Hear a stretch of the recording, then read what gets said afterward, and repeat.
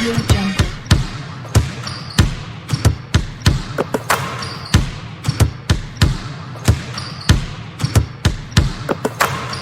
Audio Jungle. Yo, it's good, my people. Welcome to Hoopers Heaven Podcast, where hoops, culture, and real life collide. Here we talk everything from the hottest highlights on the floor to the dramas and the trends off the floor. So no matter if you're a fan, a spectator, or you just here for the vibes, sit back, relax, because we're about to chop it up. All right, so first and foremost, y'all, this is episode 1, right? Episode 1, I finally took the leap of faith to record episode 1. A couple of things that I want to inform y'all about. I am a diehard Lakers fan, but I'm an unbiased basketball guy. Grew up playing ball myself, so I know a little bit of everything, right? Secondly, we're going to have a word of the day and a quote of the day. All right, I want to always lead with some motivation, something to get the people going, something for you to think about by the time you get to the end of this video. Speaking of the end of the video, if you see this, be sure to like, comment, subscribe. Let me know what y'all want to see from me. I'm going to start putting out content on the daily, on the weekly. I just need y'all support. So please be sure to drop comments and let me know what y'all want to see. All right, so we're going to talk about trends, news, the hottest things in the streets. I'm going to give my biased opinion, but I'm also give an unbiased opinion too. All right, so word of the day, quote of the day. Kevin Durant is infamous for saying, hard work beats talent when talent fails to work hard. Let me repeat that. Hard work beats talent when talent fails to work hard. And that just means that your natural talent alone is not enough. It's not going to guarantee you success. It's not going to guarantee you to get to where you want to go. You gotta work hard. Anybody in here grew up like I grew up? My parents and my grandparents used to say, faith without works is dead. You can have all the skills to be able to accomplish anything, but if you're not willing to work hard, grind, outperform the next man, do whatever you got to do to be the best at what you're doing, it doesn't matter. It doesn't matter. So dedication is important. Perseverance is important. Just solely relying on your talent will not get you there. You can go as millionaires and billionaires. The man who works the hardest, it shows in the results. All right? Hard work beats talent when talent fails to work hard. Right? So word of the day, quote of the day. Now let's get into some basketball talk. So first things first, we're coming off the All-Star game weekend, right? So we had Tyler Hero win the 3-point contest. First time entering the contest. It's first time winning it. So shout out to Tyler Hero and the Miami Heat. I definitely for sure thought that Dame was going to take it again. I think that Dame was probably the best shooter. But we know that shooters shoot. That's what they do. They could be streaky, sometimes they can hit them all, sometimes they don't hit none of them. So, but shout out to Tyler Hero. I thought the 3-point contest was decent. It's always decent. The dunk contest, though, that's where I got a big problem. Mac McClung, 3-time dunk contest winner. Mind you, this is a G League player, maybe 6 feet, 6'2" tops, right? So, has some very creative dunks. He has bunny, he has hops, he can move, he can jump. I would like to personally say that it was very underwhelming though. Stephon Castle did a great job. Some of the other fellas that was in it did a great job. But the dunk contest is underwhelming. The All-Star weekend in itself is underwhelming. I definitely think that they could cut out a lot of the gimmicks, a lot of the extras, a lot of the commercials, a lot of the unnecessary stuff that they now have. I know that they're grasping for straws and just trying to put whatever they can together to try to bring back the viewers and the people and try to get some buy-in from the players. But as of right now, it's not happening. I think that if they want to fix this dunk contest, first things first, the NBA players that are actual good dunkers, we talking the LeBron James, who we know is 40 years old, John Morant, Zion Williamson, even maybe somebody like De'Aaron Fox, like all these guys who are damn good dunkers.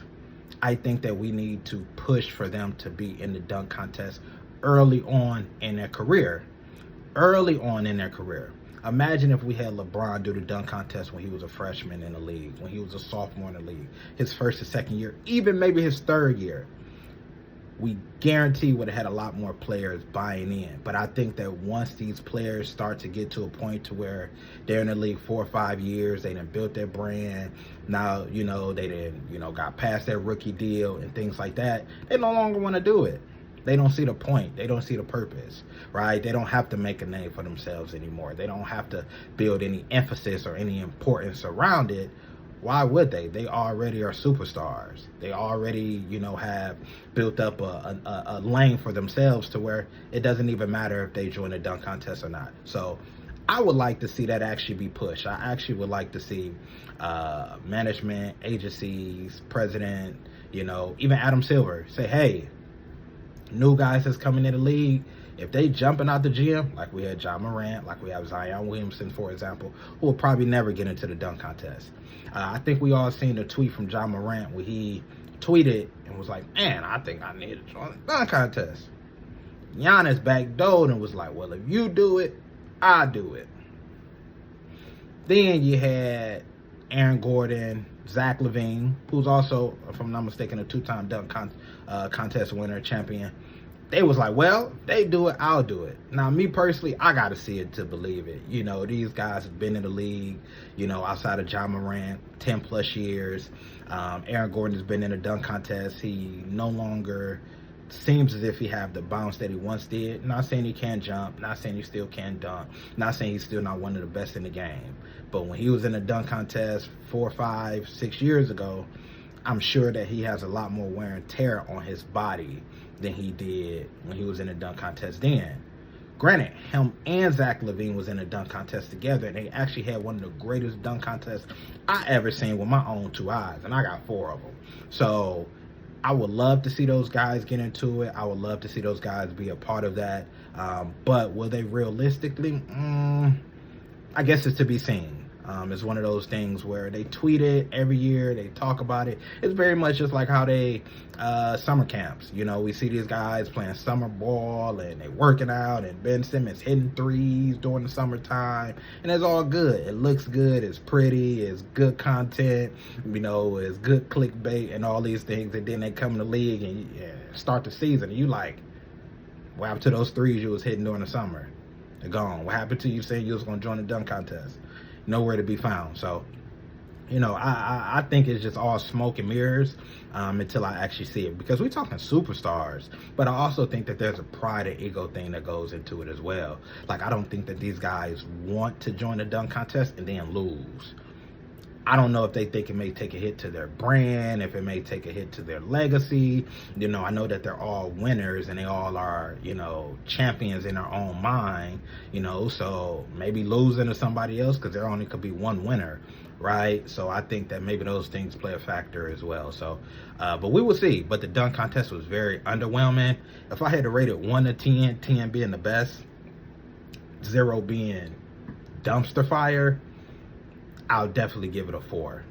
I'll give it a 4. And the only reason I give it a 4 is because I think Mac McClung did his thing as he has over the last 3 years. And I like Stephon Castle. I think he's a nice basketball player. He's still young, still very raw, but he has a lot of talent. You could see his growth from just being a rookie already. And I didn't even know he had bunnies like that. The way that buddy was getting up and dunking and, behind the back and like, yeah, I wasn't expecting that from him. So the San Antonio Spurs got them a good, nice young piece. And I see why they didn't want to give him up in a De'Aaron Fox trade, because I think him and De'Aaron Fox could be the future of the San Antonio Spurs. They got Wemby, get a nice younger wing outside of Harrison Barnes, somebody that could really step in and, be a good 3-and-D guy. And I think they got a lot of potential. I don't think this year is their year. We'll see what the offseason brings for them. We'll see what the offseason brings, too, for the All-Star game. But, I give 2 thumbs down. Adam Silver, this was disappointing. Steph Curry had a lot to do with this All-Star game as well. We know that it was being hosted. It was hosted in the Bay Area, out there at the Oracle, where the Warriors play. So I just think they got to do better. I have some suggestions, but we'll get into that in a little bit later. All-Star game. Sunday is always the All-Star game. And this year they did a tournament. Now, we know that Adam Silver is obsessed with these tournaments. We know he threw the in-season tournament in, which is very much like how they do in soccer. We also know that he threw a tournament in up to 40 with 4 teams this All-Star game. No, it didn't work. It wasn't good. NBA Twitter has confirmed that it wasn't good. First and foremost, we've seen more rising stars than we did the actual All-Stars. Now, shout out to the rising stars because they actually probably were the only team that actually came to play, right? Young guys trying to make a name for themselves, normally wouldn't be an all-star, wouldn't even be on the outside looking in, right? However, they had the opportunity to come in, play, show that they're here to play. They're not here to do all the oops and look cute, and make Instagram reels. They're really here to play. And they made the OGs, which was Shaq's team, actually strap up their belt, strap up their laces. Like, listen, man, we're not playing with y'all guys. Y'all old guys out here. Y'all think y'all just gonna shoot threes and throw oops all day. Nah, like, we hooping. We hooping. We not gonna let y'all run us out the gym. We gonna make y'all work for it. We in the NBA just like y'all in the NBA. The same way y'all made y'all name, we make it our name. We on TNT, national television. Yeah, we here to show up. We here to show out. And we're gonna push y'all to the brink of winning. So either y'all gonna beat us or we're gonna run y'all up out this gym. So shout out to the rising stars, for showing up and actually making one of the games semi-competitive. I think that if they had a regular All-Star game, I actually think Wemby probably would have been in running for MVP, for the Kobe Bryant MVP All-Star Game award, just because Wemby didn't come to play. We could see, in that couple of minutes that he played, like, he was like, yo, like this is hoops. Like, I know that everybody think the All-Star game is cute or whatever, and we just do our little and one moves and behind the back, nutmeg and everybody, and fillet, all these things. Wemby came to hoop. Wemby came to play. So I actually respect that about him. Kyrie Irving did too. Kyrie Irving, anybody that know me personally in my personal life knows Kyrie Irving is one of my favorite basketball players of all time. So shout out to Kyrie Irving for actually coming to play. I think that he probably would have really put on a show too if they had a full game. Now, my suggestion or my thoughts is, one, they have to get the buy-in from the players for All-Star Weekend. They don't have the buy-in from the guys. The guys see All-Star Weekend as like spring break, right? These are multimillionaires, even some billionaires like LeBron.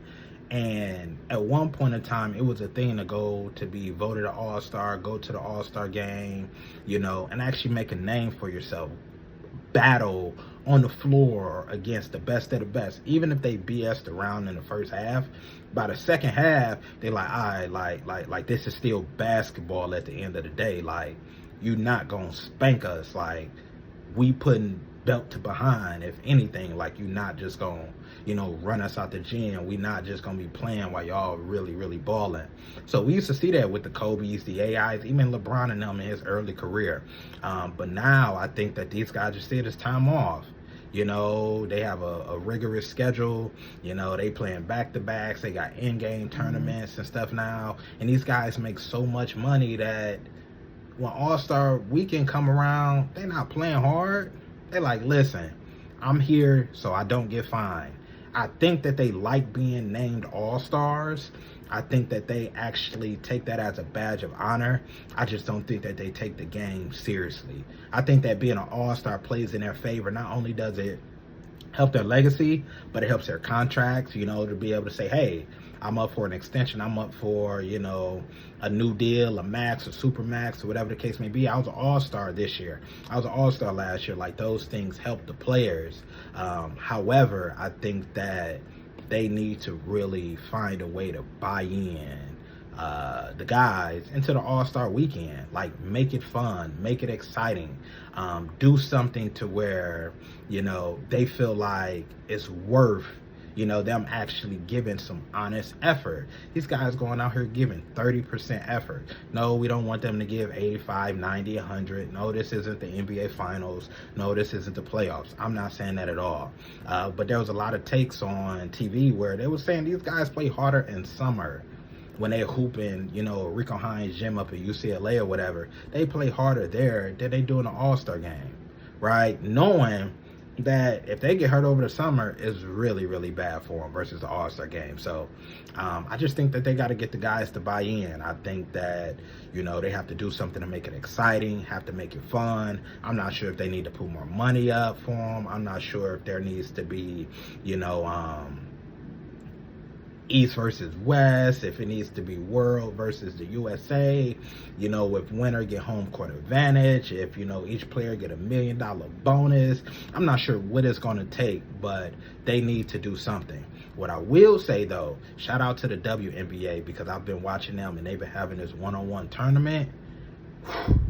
These women giving smoke. One-on-one tournament, they giving smoke. I've never enjoyed the WNBA as much as I do, and these women are killing it. And their All-Star game and their tournaments is way better than the men's. No questions asked. So I think if they were able to add like a 1v1 or something like that, a 2-on-2 tournament, something along those lines, make it good, make it competitive, mano-y-mano, something along those lines, I would love to see that. And I think that we could get more buy-in from the players if we did something like that, but if there's no urgency, if there's no importance around it, if it's not enough incentive, then you're not going to get them to buy in. That goes with the NBA, the NFL, your 9-to-5 company and job.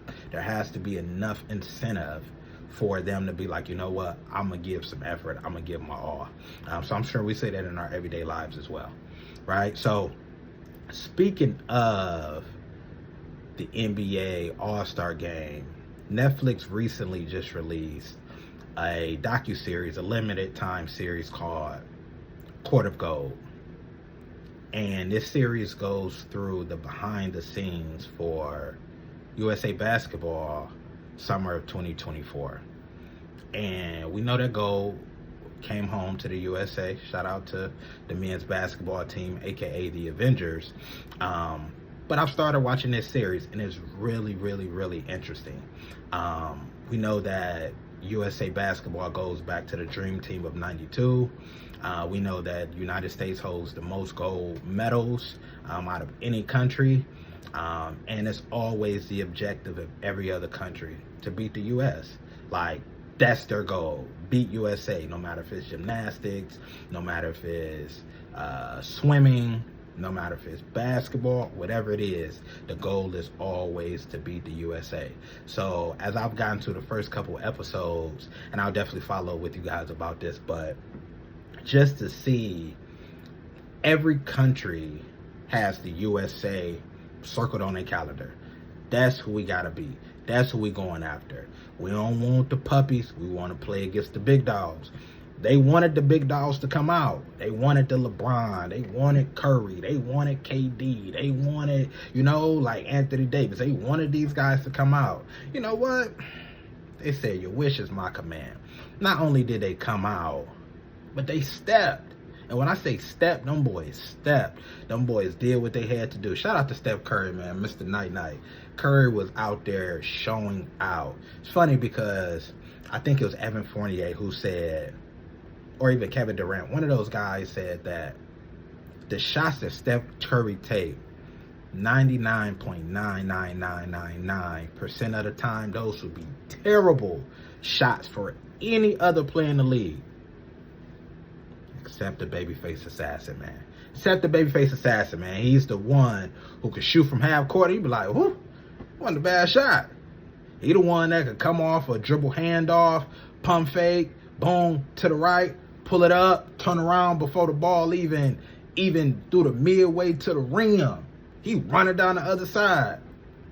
Good shot. Anything Steph Curry shoots, 99% of the time, it's a good shot. We're talking the greatest shooter of all time. Like, the greatest. There's no question about it. There's no argument. Go argue with your mammy. I'm not arguing nobody about Steph Curry being the greatest shooter of all time. It's not even close. We could talk about Clay, Reggie, Ray Allen, a whole lot of guys who were magnificent shooters. Even the Peja Stojakovic and the Larry Birds of the world. Great shooters. Ain't none of them Steph Curry, though. Ain't none of them the babyface assassin. Not now one of them. I'll put my money on Steph Curry every day and twice on Sundays. So, shout out to them, man. I think it's just a great series, to see how far Canada came, saying that they haven't won, or been won since like 1939 or something like that. You be like, gee, you ain't even know the Olympics was going on back then. Like, that's crazy to think that, it's been almost 100 years. But I think their team is stacked. France, obviously, we know that they got Twin Towers over there. We know Serbia has Jokic, arguably the best player in the world. Canada, Jamal Murray, Shea, Dylan Brooks, RJ Barrett, who's the son of Rowan Barrett, who's the, if I'm not mistaken, he holds some type of position with the Team Canada, if I'm not mistaken. Please comment, let me know if I'm wrong. But I do believe that he holds some type of directory position or, on the board with the team. So just to see, them, they had some close games, some good games, but just to see that the USA team still reigns supreme, it was great to see. It was fun to watch. Great basketball. Shout out to KD, the greatest Olympic basketball player ever.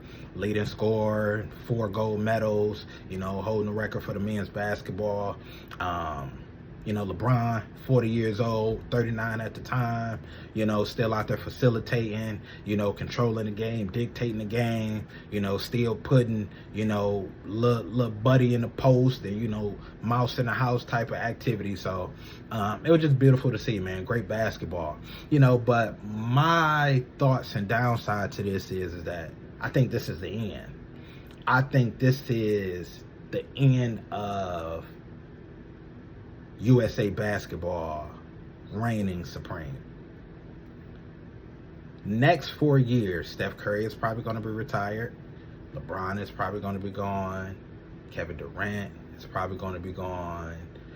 Anthony Davis will probably be, towards the end of his career. Kyrie Irving will probably be towards the end of his career. James Harden, Kawhi Leonard, like some of the greats will be either retired or at the end of their careers. I doubt that they'll be trying to play for the national basketball team, especially if they don't think that they have a chance to win gold. Now, granted, you still have Jason Tatum, the Jaylen Browns, Tyrese Halliburtons, the Ja Morants, and some of those guys who I'm not saying that they can't put up a good fight. But my take on USA basketball is that when we look at every team that USA basketball has had when they won gold, we've always had the best player and or players on the court at any given time. If we talking Jordan, Magic, Chuck, Larry, we talking Kobe, Melo, LeBron, Wade, or even LeBron, KD, Steph, even with Serbia having Jokic, that's one man versus LeBron, Steph, KD. I'm taking them 3 over anybody you're going to line up on the other side of the court. I don't care who it is. Any 3. You can have Jokic, you can have Jokic brothers, you can bring his mama, his stepdaddy, whoever. I guarantee you, whoever you line up on the other side against them 3, I'm taking them 3. Every time. So saying that these players are going to be gone within the next few years, handful of years, I just wonder what USA basketball is going to look like then. I wonder, if us reigning supreme and, being the head honcho, at least in basketball, is it's going to be over. Not saying that they can't compete, not saying that they can't, qualify for bronze, silver, or even maybe gold. I just don't know in 4 years if the USA's basketball team talent and skills will reign supreme over the rest of the world. I just don't know. I don't know, and honestly, I don't think so. But that's something, to be foreseen, right? So on to the next topic. LeBron. Speaking of LeBron, man, we know LeBron killed USA basketball over the summer. We know that he recently was reported to have an injury, foot and ankle injury, right? Which is why he sat out in an All-Star game. We know that they recently traded for Luka Doncic. But how concerning is this for LeBron, though? Like, are we really concerned that, man, he's getting older? I don't want to call him old, but he's getting older. We know he's at the tail end of his career. We know that he still wants to compete for a championship. How realistic is it for him to still be able to compete for a championship? How realistic is it for, him to still be your second best player on your team? Or do they need to delegate to have LeBron the third best player? Do they need to, you say, you know what, depending on the severity of the injury for LeBron, we tossing this year, and we're going to make all the moves we can over the summer to try to build around Luka, and complement LeBron as well, because we know LeBron at least is probably going to play at minimum one more year, right? So should they do that? Should they try to go for the gold now and see if they can actually compete for a championship in this window that they do have, where LeBron is still, a top 10, easily top 15 player in the league, arguably top 5, depending on who you're asking. So, I'm just a little concerned. Obviously, we'll get more reports about LeBron and this injury and what's to come with it. But I'm definitely hoping that he's able to suit up and play and that he gets healthy, because, the Lakers had won like 11 out of 12. They had a top 5 offense, top 5 defense, in the last 10 plus games or so. I feel like they've actually been finding their identity, catching their stride. So I think that if they want to compete this year, health is going to be number one. Luka has to be healthy. LeBron has to be healthy. The supporting cast have to be healthy. We already know that they have a glaring hole right in the middle because they don't have a reliable big man that can compete with the other big men in the league. The Senguns, the Jokic, the Jared Allens of the world, and so forth and so forth. So that's concerning to me, but I will put LeBron and Luka healthy with chemistry against probably any duo that you could throw my way. It's a couple of them out there that obviously, they probably will, at this time, lose to Jaylen Brown, Jason Tatum, some guys like that, maybe Dame, Giannis, just depending. But I like LeBron and Luka with their supporting cast. If they are hitting on all cylinders, they're healthy, they're able to really perfect the small ball and go big when they need to the best of their ability, because we know that they don't have a proper big man on their team. I want to see what comes from that. I really, really do. So yeah, let's see what the Lakers got up their sleeve, man. Rob Pelinka is a guy who, when we count him out, Rob be like, count me in. So I'm sure that he'll do something this offseason to go ahead and bring in, a big man or two, kind of round out their roster a little bit. But I'm curious to know what the rest of this year looks like for them. All right. Something else that I want to get into. We know that Anthony Edwards was also a part of that national USA team. And man, Ant is one of my favorite players, man. And when I say favorite, I want everybody to remember, greatest player and best player doesn't always equal your favorite. You could be my favorite, don't mean that you're the best player.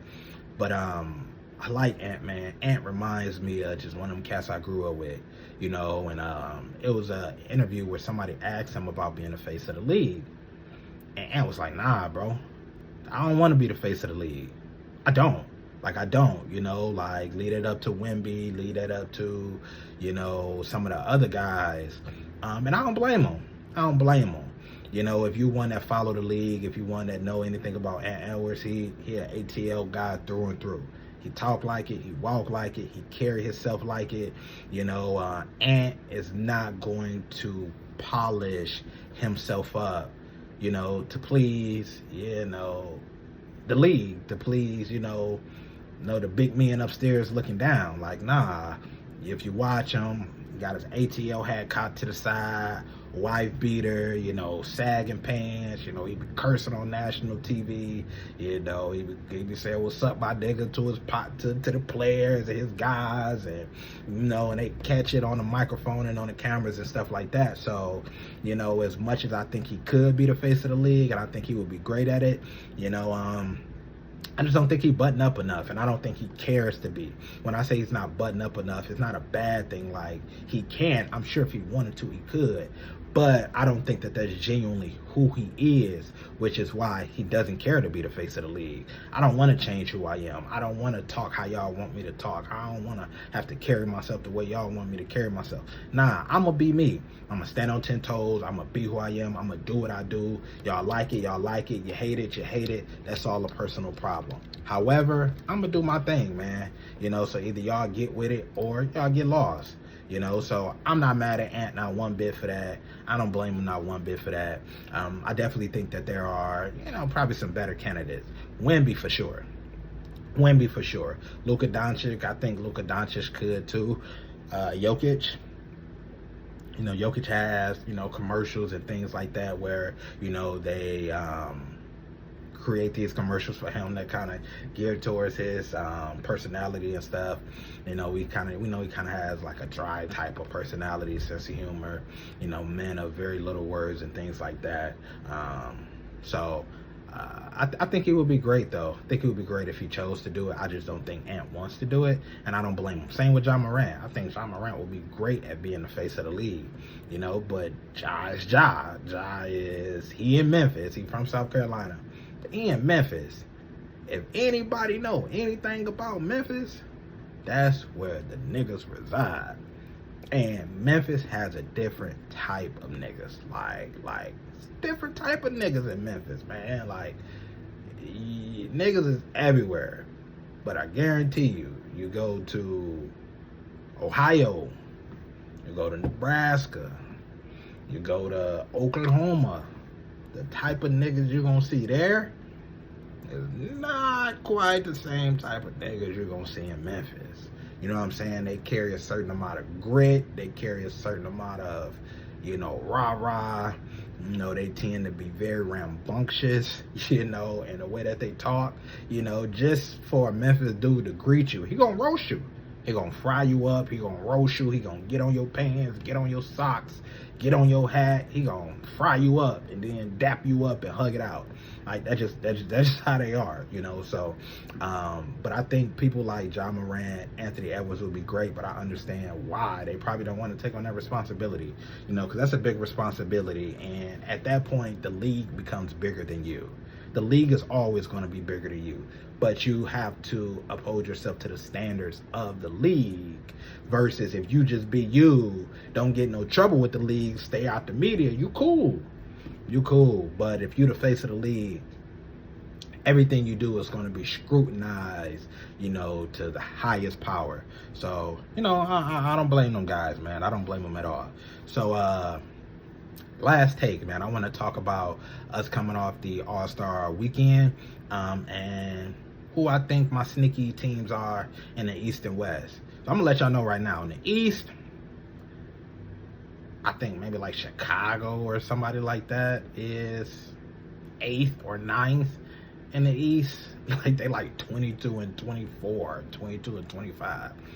Like, it's a dumpster fire in the East. You literally have 4 teams that have a legit chance. Versus the West, you got 6 to 8. 6 to 8 teams, easily 6, and then you got a couple sleepers in there. So I'm gonna actually give you guys my sleeper for the West, because I don't really have a sleeper for the East. So my sleeper team for the West, it's gonna be a 3-way tie. It's gonna be between Golden State, Sacramento, and Phoenix, and they all are about a game apart, and then in like that 8, 9, 10, 9, 10, 11 range right now, as of this recording on 2/19. So the Warriors got Jimmy Butler now. I think Jimmy Butler is a great addition to their team. I do not think that they are able to win a championship this year, but I think that if they could get into the play-in, go against that 8th seed, they have a good chance of beating who's ever in that 8th seed It could be the Rockets. It could be, a team like that. They could fight their way into the playoffs. And once you get in the playoffs, Jimmy Butler, Steph Curry, Draymond Green, we know that their game elevates. That's what superstars do. They elevate their game when time is needed. So they're definitely my sleeper team. Phoenix, I'm actually a little bit more concerned about Phoenix than Golden State or Sacramento, just because, Phoenix should be better than what they are. There's a lot of chatter around trading Kevin Durant, a lot of chatter around trading Bradley Beal. It didn't happen. And now it's just like, all right, where do you go from here? Like, where do you go from here? I don't think that legitimately they are in a place to really compete for a championship. I think that they're going to have to blow it all up. They wanted to go with this 3-star motto. It didn't work. The NBA has proven that the 3-star motto is not working over the last couple of years. It's 2 stars and magnificent role players, great role players. That's the way that you got to go about it. But that 3-star motto hasn't worked. It isn't working. And I think this proof in the pudding that they just need to go ahead and blow it up in Phoenix. Blow it up. Move KD this summer. Move Bradley Beal this summer. Keep Book. Try to build around Book again. And just hope that Book don't ask out within the next couple years. We know that that's his franchise. He's the only player on that team that's untouchable. However, he going to want to win. He going to want a championship. He going to want to move around. And if they're not able to build a team, get some free agents, to actually come over there and compete for a championship, I give Book 2 to 3 years, he'll be asking out. Because he going to want to win a chip. And if he got to chase one, if he got to team up and lead to go get one, that's what matters to these guys, man. Like winning a championship is what matters to these guys. So despite what they say, I know the MVPs and All-Stars and all those things are great. Those things are great. But if you don't make it to the big house, and able to host up that Larry O'Brien, that's what it's all about for these guys, man. So I think Golden State will probably be my team to sneak into the West and sneak into the playoffs, probably somewhere around that 8 seed. Sacramento, I like Sacramento too. I just think Sacramento has bad luck. I just think Sacramento is a bad luck, cursed team. And I ain't saying that, they curse for something in particular, but they're just not a team that ever gets nowhere. So, the proof is in the pudding. And no matter how good their team is, they only gonna make it so far. So very much like the Clippers. So I'm not holding no faith or no hope in that at all. But I definitely would put Sacramento over Phoenix at this time, just because Phoenix is a shit show. It's just a shit show, like for real, like just a shit show. So but yeah, I got Golden State as my sneaker team to sneak into the West. My team that's gonna sneak into the East, man, who cares about the East? We know it's either Cleveland, Boston, Milwaukee. The fourth could be a toss-up.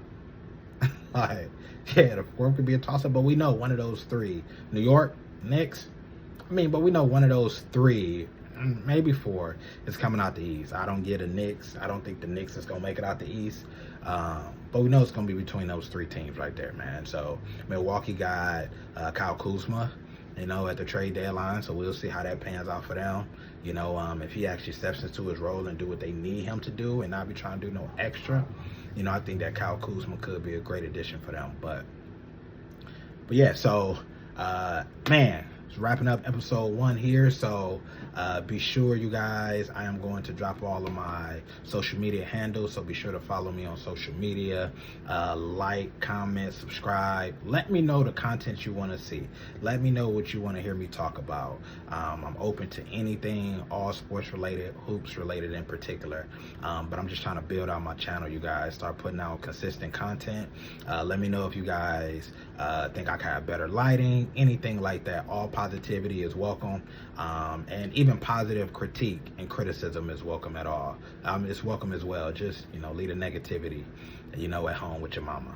Other than that, thank y'all for watching an episode of Hoopers Heaven podcast, and I'll be back with y'all soon. Yeah.